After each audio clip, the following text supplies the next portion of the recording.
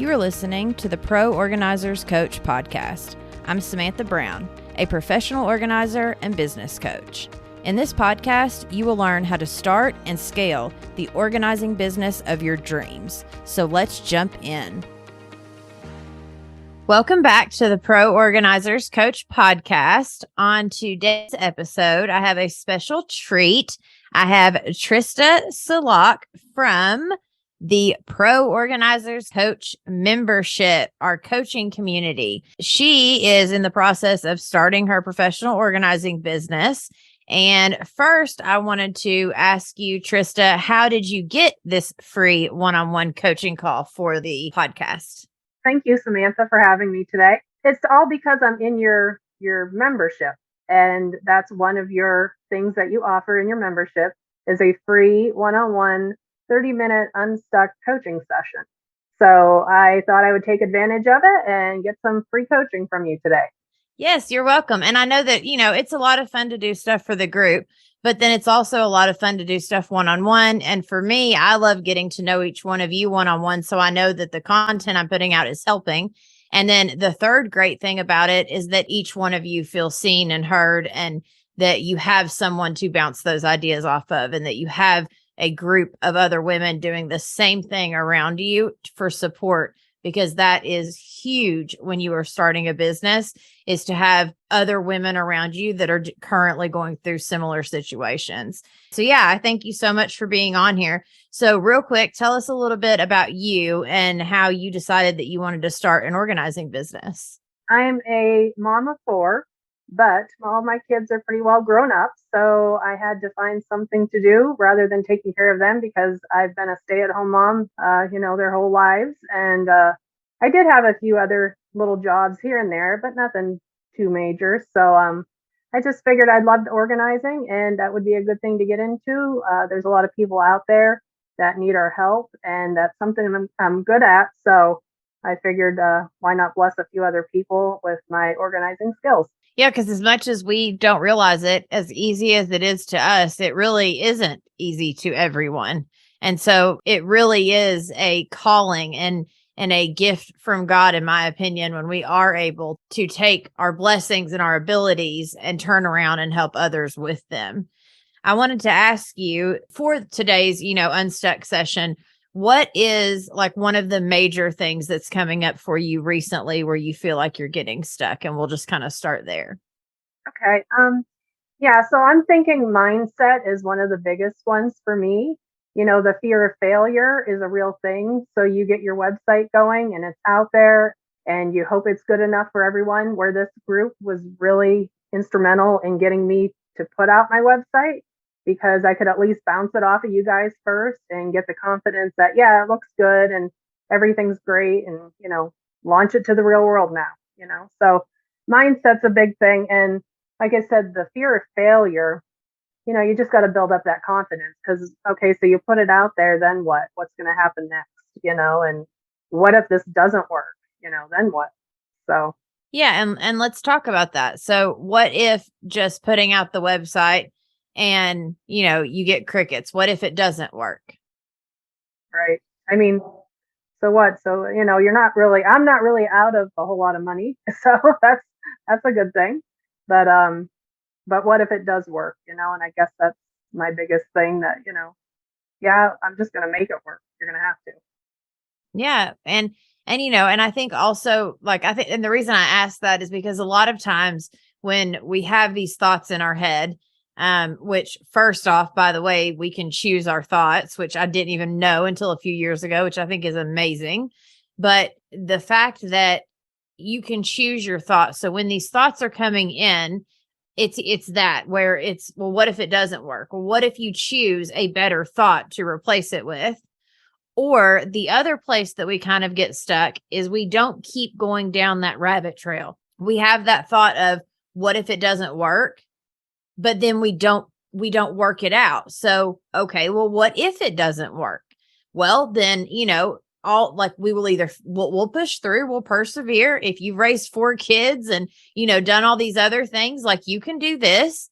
And it's about kind of talking ourselves through the fact that, okay, if this doesn't work, well, then I will pivot and I'll find something that does work, or I'll try a new tactic. There's multiple other ways or streams or revenues or things that I can be doing that, but for you, you even like you specifically even saying, what if it doesn't work?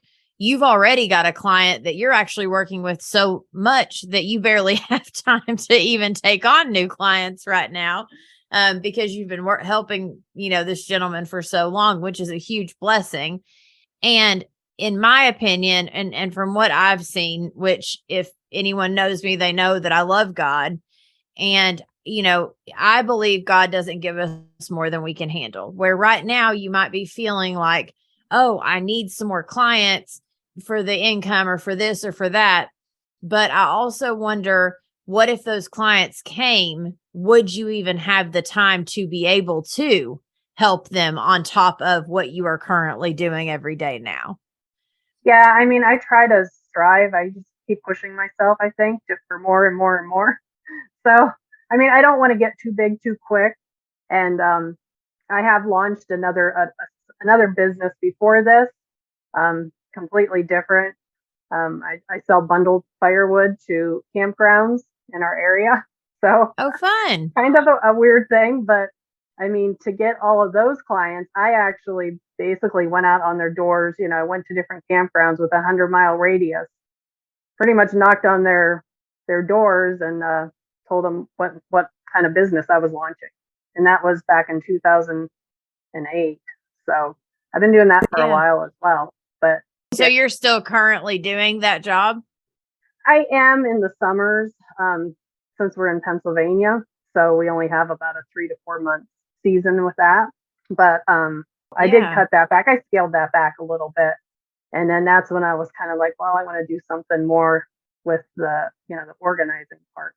And I mean, I have some time that I can squeeze in people here and there. So I think my point is that as you really are ready and as it's time, the clients will come. Is how it's always been for me. That like every time that I thought, oh, I don't have enough clients, or I don't have enough for this week, or over the next couple weeks, I literally am like, all right, God, like send me some more people to help. And I believe, because from my heart is where I'm asking, is because I truly want to help people. I believe is why he then sends me the people that need the help, but he doesn't ever send me so many that I can't see straight because they're all at once. He sends them to me kind of incrementally, to where I'm able to help each one in the way that they need to be helped.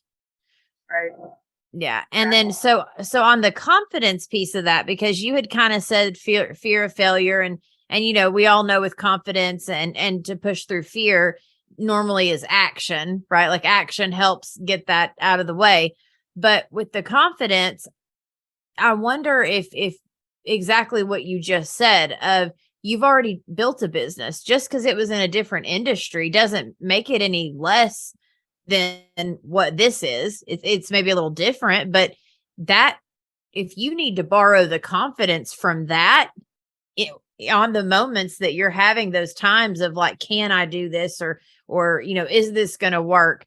Reminding yourself, well, I've done it before and it did work. And so, of course this is going to work. right, right. I don't know. I just feel kind of embarrassed, or when I talk to people, like, oh, what are you doing? Oh, I don't know. I just kind of, help people organize. you know, it's just maybe the imposter syndrome. Like, no, you're not really doing that. But when I started the firewood business, when I first got my first clients, I was selling a lot of firewood to hardly anyone. But I made it seem like, oh yeah, we're this huge, company, and we're selling all this firewood. But Yeah.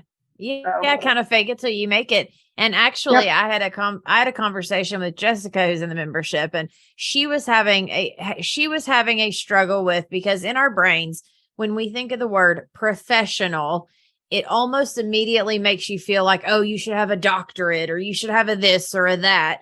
And so of course the imposter syndrome comes up. And so for her, I asked her, I said, well, what if we just get rid of that word? get rid of the word professional. And what if it's when people ask you, what do? You literally say, I help people declutter and organize their homes. Right. You know, Yeah. and kind of play with the wording that feels better for you, especially until you've had a few clients under your belt. Because the second you've had even that first client, well, technically you're a professional organizer. Hmm. That guy that I work with every week, I mean, I started out for him as cleaning and organizing. And I reorganized his whole household, reorganized his whole garage, helped him build his garage, bought all the supplies, bought all the shelves, everything. I mean, so, I am an organizer, I guess. Well, yeah. So then we just got to shift your mindset of when that imposter syndrome starts to come up. You've got to remind yourself, no, I've already done this. Like I am a professional organizer. What about the job that you have right now do you think is making you feel like it's not an actual job, or like what's coming up for you when you think of being able to say to someone, I am a professional organizer? Well, the job right now for him, I mean, he's 73 or 74, and he's kind of in failing health. I mean, he can still get around. So I only go there Mondays and Wednesdays. So I'm not like a caregiver taking care of him, but I kind of am. I show up in the morning, I make him breakfast, I clean his house, I pay, help him pay his bills, that whole, scenario. Because a couple of years ago is when we did get his house back together and organized.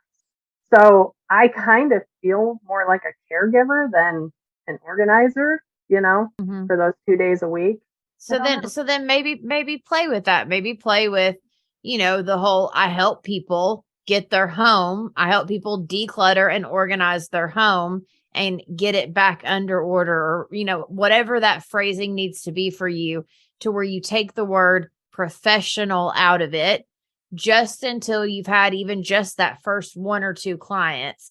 Then you can go back to saying, I am a professional organizer, because you Right, are. The second you've had that client, you are. But I right, understand where you're coming from, because as a caregiver myself, it does have a different feel than if someone calls and you do a consultation and then you do the walkthrough, and that whole process of being an actual organizer only, like you ended up helping in other ways, which I think honestly, as you build your business though, is if you can take the story of what you've done with him and put that into your marketing. I don't know who your niche client is, and you won't either until you start working with some people. But you sound a lot like me, where you want to maybe help more of the people that can't really afford the traditional routes of organizing, but still need the help. And so, using that as your marketing material, as when people ask you, or as you're doing your website, or anytime that you're putting stuff out, talking about it in a way of, well, this, I had a client that, I helped him for, months. You don't have to say years or anything. I helped him for months, and we went through his entire home from beginning to end and got the entire home decluttered and organized, which is true. yeah, that's true. Yeah, you don't have to put in the caregiver part. You Right, just need to tweak down your wording to where it's still true. It's a true statement. You just don't have to go into all of those other details, right, because that sounds great, right? Like to be able to say, well, I had a client that I helped him with his entire home. He was an elderly man, from beginning to end, to declutter, organize, help him because he had some health issues, to where he could get around his home better, like whatever those, things were that you were able to help him accomplish. That's where I would go with my marketing of kind of pushing that out. If you're wanting to help people that are a little bit, older and do need those types of services. If not, then we can always tweak it, and you could just use the part of, oh, well, I had a client that I worked with for months and we went through his whole home, and you could just leave it at that. It really just depends on who you're speaking to and what the message is that you're trying to get across. right. And like if I sit down and write it out, I'm good. Like I can create a flyer or something and I can, you know, put all kinds of different points down. But then when I go to talk about it, I'm like, I don't know. Just like the other Well, day, my daughters and I were shopping at a furniture store, and the owner of the furniture store came up and she was talking to us, and she's like, "Oh, what do you guys do? For a job?" And my oldest daughter, she came right out and said where she worked, and she's in human resources and the whole bit. And my youngest daughter, "Oh, I'm a student," and I was just like, I just sat there, and I wish I would have had my business cards to hand to her, and go into that spiel about being an organizer, but yeah, even if your statement is I help people declutter and organize their homes, then you're silent because then that intrigues them. When people are asking us questions, especially what do you do for a living, they're not wanting a big long drawn out explanation. We think we have to give them one, yeah, but we don't. It's shorter, and the shortest and simplest answer we can give, like the one liner, you know how they call it like your elevator pitch, because it's supposed to be short enough that in one elevator ride you can explain it. And so right, literally, if it's as simple as I help people declutter and organize their homes, and then she would have said something like, oh my gosh, that's amazing, like, do you have any business cards? And then all you could have said was, I actually don't have them on me right now, but if you will, you can take down my number, or here, let me put my website, or let me give you my website address and you can put that into your phone. Or, it literally, like, we make it into this huge thing when all it is a conversation, just like you and I are having right now. right. And I did have that conversation. I had a doctor's appointment yesterday, and I was talking to her, and I told her what I did, and I was told her about my website and everything else. So at least I got it out there. Good. Yeah. Yeah. Literally, the more you practice, it's like anything else. That imposter syndrome goes away, that fear goes away. We gain confidence. It literally just takes some practice. And one of the biggest tips that I know it made me successful is I literally told anyone and everyone that would listen, or that, I wasn't running up to random strangers and being like, hey, look what I do for a living. But anybody, just like what you did, while sitting in the doctor's office and the nurse, almost every person in your life, when you're just standing there with someone, is always like, oh, what do you do? Mhm. So it's always the perfect time to be like just today, I was picking up some furniture from somewhere. And this other lady that was coming in to get her taxes done there, she goes, hey, because on the back of my vehicle, I have professional organizing with my website. And she comes in and goes, hey, whose car's out there that has the professional organizing? Because I need some help. So I was able to hand her a card and tell her to give me a call, and, just have a quick little like 3-minute conversation. And then that was the end of it. Yeah. And so, even if it's something like that where you want to go and create some kind of thing that just says like professional organizing and like your website on the back of your vehicle, or, anywhere you can think of to market this thing, you become known as the organizer to go to, especially in your area. Yeah. And that's kind of what I wanted to do because I am the only one in my area. So I feel like I have to kind of educate people about what I do so that they actually know it exists. So that's why I put stuff out on my Facebook page all the time and try to just advertise what a professional organizer does. So And I think that like your website's great. And then even your little flyers, if like your business cards that you do, even if kind of we were talking about, if you could maybe do more of the size of like maybe like a postcard kind of thing. So it had a little bit more information on it, or, however you wanted to play with that.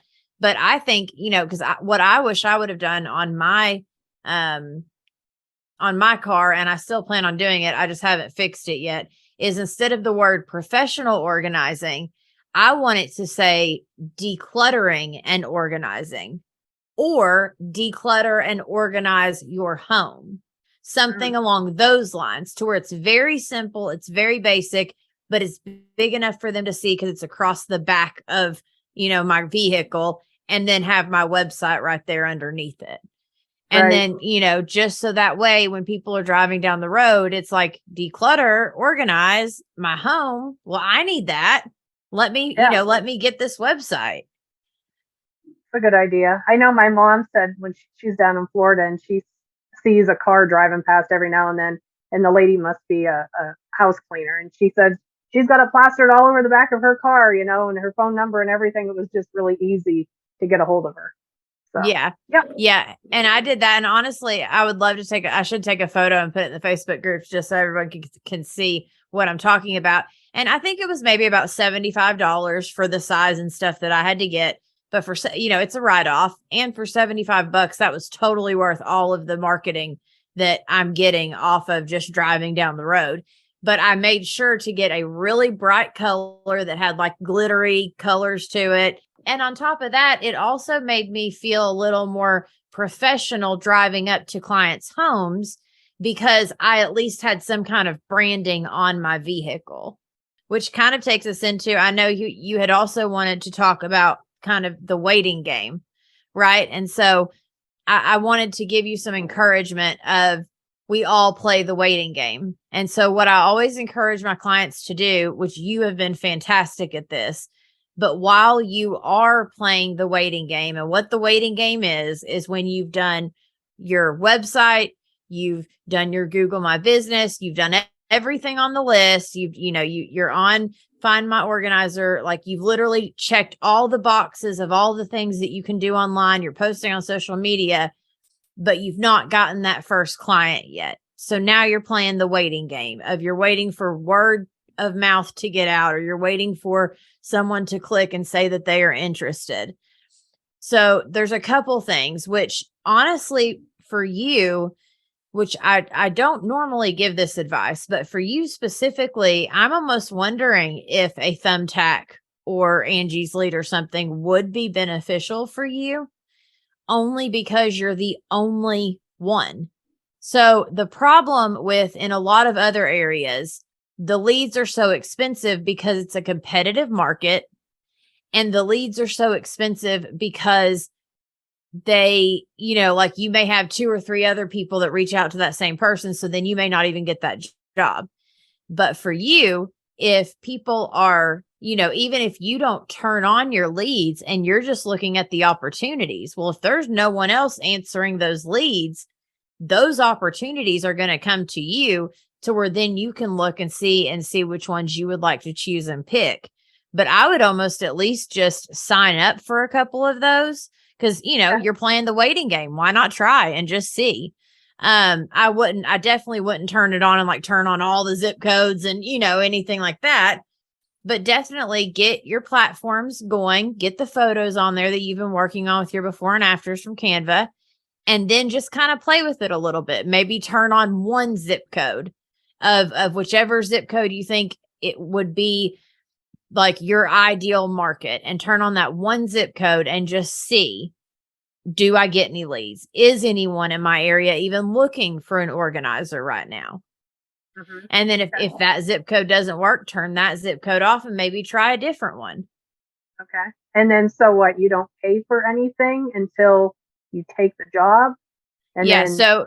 So on Angie's Lead and Thumbtack, the reason I'm saying turn on the zip codes or turn them off, what happens is if your zip code is turned on, then and someone in that zip code is looking for an organizer, you automatically get charged for that lead just to get the information. So then you can call that person and try to get the job. So it doesn't matter if you get the job or not, you're getting that lead. But what I have found is if I keep my zip codes turned off, they have this section called opportunities, which is where the leads go that no one else answers. So then when you're looking down through the opportunities, yes, you would still pay for those leads, but you get to pick and choose which ones based on where it says the zip code is. And the other bit of information and like tip I have found is if it says customer left no additional information, those are not good leads. Those are people that are literally just browsing the internet. But if it says additional information and it's like, oh, my closet and my dresser and it goes into details, that person is way more likely to be worth paying for the lead. than the person, that didn't put in any additional information. Right. And is the price the same for every lead, or how do they do that? So, and that's the thing that bugs me the most. So it depends on your area. For me in particular, mine can range anywhere from $20 to $40 for a lead. It depends on how the person that is reaching out for the lead words what they're needing. If someone's like, I just need a closet decluttered, then it may be a $10 or $15 lead. But if they say, oh, I need my whole house decluttered, which, most people think that they do, then in my area, I may pay closer to 30 or 40 for that lead. But if I can call them soon and make sure that I can kind of push that lead, more so than not, the lead is worth it. And you're a very people person. So, as long as the goal is reach out to them, be as polite as possible, obviously, and let them know hey, I'm Trista, the professional organizer. I was reaching back out. I would love to set up a time to have a chat with you about your organizational goals. Is now good, or would you like me to call back? And then they'll either set up a time with you. And then from the phone call, your goal is to get that free consultation. You make sure to let them know, this is what it looks like to work with me. My first step, is the phone call we're doing now. The second step is the free consultation, because I want to make sure that we're a good fit to work together. And I can come up with a better plan if I can see the space. And so, you make it about them, which it is about them and about us being able to come up with a good plan for their space. You just don't tell them how you would do it. You just get excited about the fact that you realize you can do it. Just don't go giving all the details, because then you'll leave and they'll be like, oh, well, she just told me everything I need to do and I'll just do it myself. Yeah, and I think I already did that. So Yeah. lesson learned on that one. Yeah. Yeah. So Yeah. Because we get excited. And I think a lot of times we have to remember, when we're going into phone calls, conversations, or consultations, any conversations with potential clients, they already assume we're the professional. We don't have to prove anything. We are there more to listen to their problems and then to reassure them that we can help them find the answers. That's more of what we are there to do. We're not there to tell them all the tips and tricks and talk and tell them all these things. We're there to listen. So, because a lot of times they're going to be more likely to hire you when they feel like they've been heard than they are if you came in and were like, oh, well, I can do A, B, C, and D. I don't even remember what your name is, lady, but I can do all this stuff. You know what I mean? But if you walk away and they're like, wow, I feel better and lighter just because she was in my presence, and she seemed like she really knew what she was doing, even if you didn't even go into that many details about what you do. And I always tell my clients, I take this step by step because I want to take the stress off of you. Give me your stress. I will take it on for you. All we're going to do is we're going to go step by step. So we're going to do this phone call. Then, of course, we're at the consultation. Now we're going to set up our first session.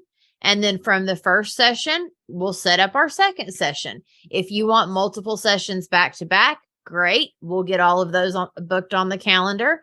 If you want to book them one as we go, that's great too.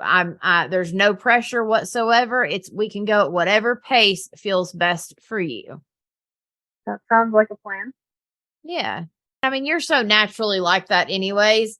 I just know that having the verbiage is a little helpful to, and to just remember, it's more about us keeping our mouth shut, having our few little phrases we say, but then it's just about asking questions and then just letting them show us everything and letting them do the talking. That's what we are there for. Okay. Yeah. Yep. I just need to keep my mouth shut and listen to them. Stop doing so much talking, I guess. Because like I said, the last client I did tell her, I was like, oh, I can do this and we can do that and we should order this and do that. And she was probably like, oh, okay. But yeah. Well, and honestly, because we've got to look at it from their perspective. A lot of them, we think, especially those first few clients, we almost feel like we have to prove ourselves. the fact that they called us is proof enough that we're proven. They already assume we're professional. We don't call our electrician and when they come in, be like, well, explain to me how all this works and tell me exactly how this is going to happen. You know, we just assume they know what they're talking about because they're an electrician. Very true.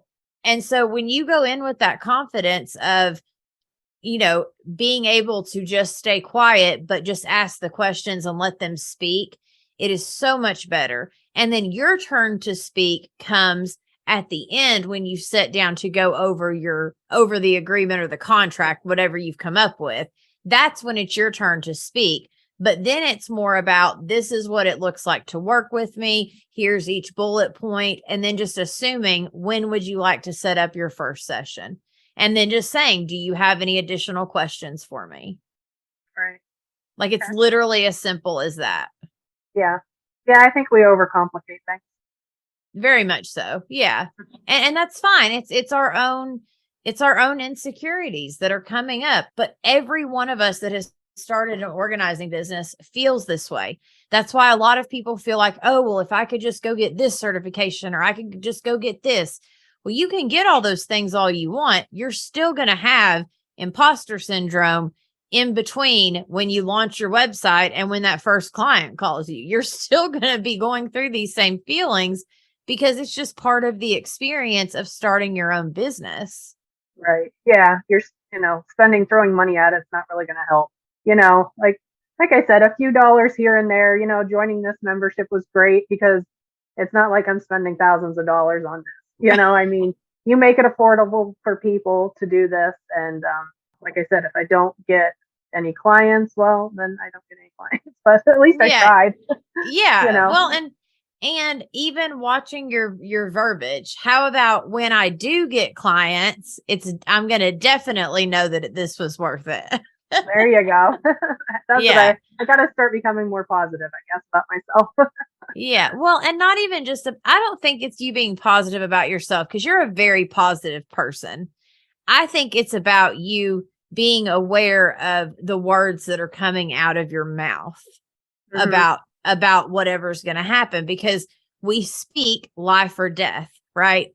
So whatever we're speaking it into existence. Right. Yeah.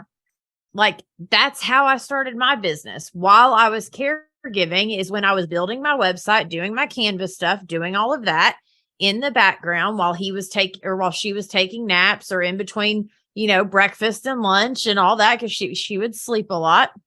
Yep. I'd listen to my podcasts and I just kept putting all of my stuff out there until one day I got a phone call and the lady said, and all I said was hello, because I was so not used to answering the phone like a business. And she said, oh, I was trying to find that organizer. It was like almost like an out of body experience because I was actually getting a phone call from someone wanting my services. And it was so funny because she goes, well, honey, what is it? She said, I don't really know what I need. She said, but what is it that you do?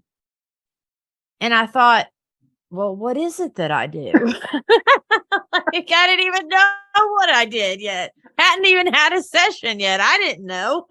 And so that's where my things of where I told her, oh, well, the first step is the free consultation, because I at least knew that part. And so I was like, let's just set up the free consultation and then we'll go from there. And then I knew I could do the research between that phone call and the free consultation to know what to say and to have my contract ready and all of that. And it worked out perfectly fine. And then you just grew from there. Yeah. Yeah. And honestly, it really is that simple. And so I just want to encourage you that, like, if I can do it, if all these other people can do it, you definitely can do it. And you actually have an advantage a lot of the rest of us don't have, is that there's no competition in your area. Yeah, exactly. Yeah. And I think just being as real as we can with people is what helps them connect to us. And being an organizer, it really is about the connection with the person. Our goal is not just to make their closet pretty and functional. It's also to maybe spend a moment with them and help them feel heard and seen in a way that someone's not taking the time to, just be in their home for a few minutes. And And especially for older people, they used to visit each other when they were younger a lot more than people do nowadays. And so Right. just the fact of having you in their home is like a relief. It's like oh, somebody's here to like spend time with me and, that kind of thing. And I think we get so, stressed out by the technical things, which, yeah, we still need to do some of that stuff, but also explaining to them like, hey, we're going to do this together. And if you need to tell me a story about something that's important to you, then I'm all for it. And if you want to go really fast and get it done as fast as you can, I can do that too. At whatever pace you want to go is the pace we will go, because I want you happy at the end of this. Right. Yeah, and I have thought about going, to the senior population and trying to help them out as well, because that's what I'm doing right now. So maybe I'll kind of maybe focus on that right now and see how that goes. Yeah. Yep. And it might help you not feel so stressed by the idea of talking to someone elderly compared to maybe talking to someone in their 30s or 40s. Right. I 100% think that that's great. Was there anything else that you wanted to like touch on last minute before we hop off of here? No, I just want to let everyone out there in the podcast world know how good of a coach that you are and how great the membership has been. And like I said, I don't think I would have launched my website without you, with the encouraging words from you and the other ladies. So if anyone, is looking and struggling to get into the organizing business, I think they really should become a part of our group. I appreciate everything you've done for me. So thank you, Trista, for doing your Unstuck session. I appreciate you. Okay, well, thank you. I appreciate you too, Samantha. You have been listening to the Pro Organizers Coach podcast. Go to the show notes to find all of the links mentioned in this episode and hit that subscribe and automatic download button so you don't miss a single thing. Thanks for listening.